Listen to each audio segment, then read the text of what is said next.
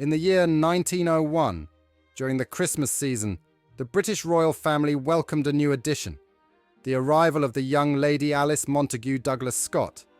Though lacking a royal title, the infant possessed the noblest of lineage, being the descendant of one of Charles II's offspring. In 1935, the family announced Alice's engagement to the Duke of Gloucester, and come autumn, the couple exchanged vows in the chapel of Buckingham Palace. This event garnered particular attention for two reasons. Firstly, the bride and groom were both past their 30s, an atypical occurrence for royal weddings. Secondly, the bride eschewed the traditional white gown in favour of a subtle ash-pink hue. The attire, crafted by the English designer Norman Hartnell, adhered to Alice's wishes for utmost simplicity, featuring narrow, long sleeves, modest neckline, and delicate floral embellishments. Complementing her ensemble were dainty drop earrings and an elegant pearl necklace, replacing the customary tiara with an original headband. As expected, the bride was showered with precious gifts befitting her esteemed status. Now, let's delve into the history of the Gloucester tiara adorned with honeysuckle motifs. In 1910, Queen Mary commissioned from E. Wolfe & Co. a remarkable tiara crafted between 1913 and 1914, consisting of a diamond framework adorned with motifs of honeysuckle, leading to a larger central element. The tiara was primarily crafted using diamonds from the dismantled Lady of England tiara and the Surrey fringe tiara, both presented as wedding gifts in 1893. Initially, the central honeysuckle motif could be interchanged with either the Cullinan Vive diamond or a sapphire brooch, though the current configuration showcases a striking faceted pink topaz and an emerald cabochon. Queen Mary was photographed in the honeysuckle tiara with the Cullinan Vive diamond shortly after its completion, and later, in the 1920s, the tiara was depicted with a central sapphire brooch, although it was never a favorite of photographers. In 1935, for the wedding, Queen Mary gifted the honeysuckle tiara, although it wasn't among the jewels displayed alongside other wedding gifts bestowed by Queen Mary to Prince Henry for his bride. The Duchess of Gloucester began wearing Queen Mary's honeysuckle tiara shortly after the wedding, notably appearing at King George VI's coronation in 1937, as well as in several portraits and gala concerts. Undoubtedly, the tiara was also frequently worn during the Duchess's tenure as Governor-General of Australia for most of the Second World War. Despite owning several smaller tiaras, the Duchess considered the honeysuckle tiara and the Teck turquoise tiara as her true diadems. By the 1950s, the honeysuckle tiara became the Duchess of Gloucester's favourite. After Queen Mary's passing, Princess Alice inherited the pink topaz central element, though she typically preferred wearing Queen Mary's original honeysuckle tiara. Princess Alice continued to wear Queen Mary's honeysuckle tiara well into her old age, including at the Order of the Bath service in 1982, which marked her final public appearance in the tiara, more than 2 decades before she passed away as the oldest member of the royal family. By the late 1970s, Princess Alice gifted Queen Mary's honeysuckle tiara to her daughter-in-law, the current Duchess of Gloucester. By the 1990s, the Duchess began wearing the topaz and emerald versions, the latter usually paired with Princess Alice's emerald necklace and the honeysuckle tiara.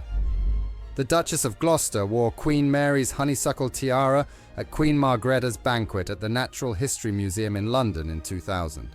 And by the 2000s, the Duke and Duchess became appointed royal representatives at Mansion House, where the Duchess's head was still adorned with the honeysuckle tiara. Another astonishing adornment was the Cartier India tiara, crafted by Cartier. This striking tiara, entirely bedecked with diamonds, sapphires, and pearls, drew inspiration from Indian-style jewels created by Cartier in the 1920s, inspired by Maharajas and Indian architecture. The tiara was acquired by Beatrice Mills, Countess Granard, in 1923, who adorned it with additional Art Deco-style diamond brooches instead of aquamarines, before it was returned to Cartier around 1937. In 1937, the Cartier India tiara was purchased by Princess Marie-Louise to wear at the coronation of King George VI in 1937, and she continued to don it for many years thereafter, notably during Queen Elizabeth II's coronation in 1953, when she hid sandwiches and a flashbulb in the crown. Princess Marie-Louise wore the tiara during a Swedish state visit to the UK in 1954, as well as in a series of portraits by Cecil Beaton, who began the session thinking it must be an old, silly joke, but by the end deemed her absolutely charming. The tiara was usually worn with the diamond sunburst brooch, now worn by the Duchess of Cornwall.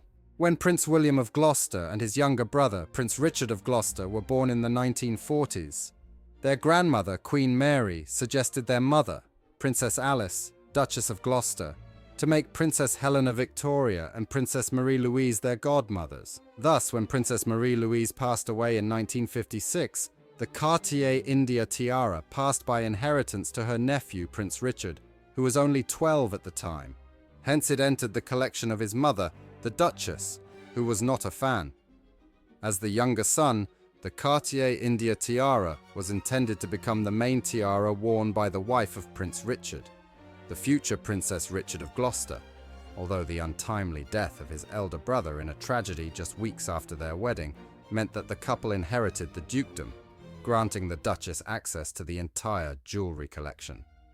The Cartier India tiara made several appearances on the Duchess in the 1980s, usually at banquets at Mansion House and the Dutch State Banquet in 1982, and it was even worn by her daughter, Lady Davina, in a playful portrait by Norman Parkinson.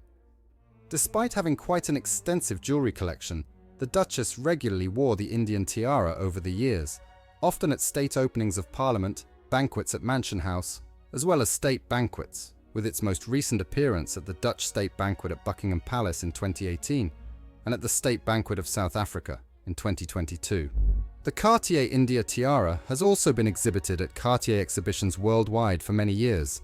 There's no doubt that we will continue to admire the magnificent Cartier India tiara of Princess Marie-Louise for many more years to come. Let's proceed to the next piece, named the Teck turquoise tiara.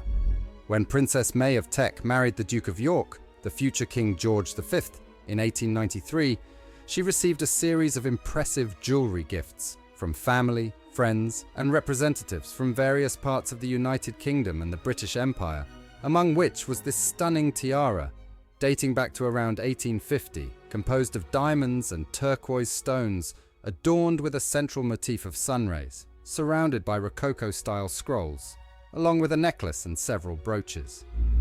The tiara and parure were a wedding gift to the future Queen Mary from her parents, the Duke and Duchess of Teck, and although she was often described with the parure, she was only photographed wearing it once shortly after her marriage. Although in 1912, E. Wolf & Company altered the central part of the tiara.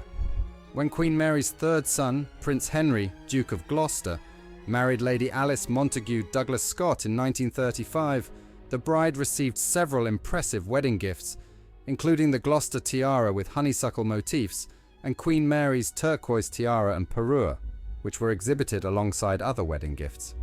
As her secondary tiara after the Gloucester tiara with honeysuckle motifs, the Duchess of Gloucester wore the turquoise Teck tiara and parure. Princess Alice, Duchess of Gloucester, continued to wear the Teck turquoise tiara at various events in the later years of her life. By the late 1970s, Princess Alice passed the Teck turquoise tiara and parure to her daughter-in-law, the current Duchess of Gloucester, who began wearing it at a gala concert in honor of the Queen's Silver Jubilee in Covent Garden in 1977.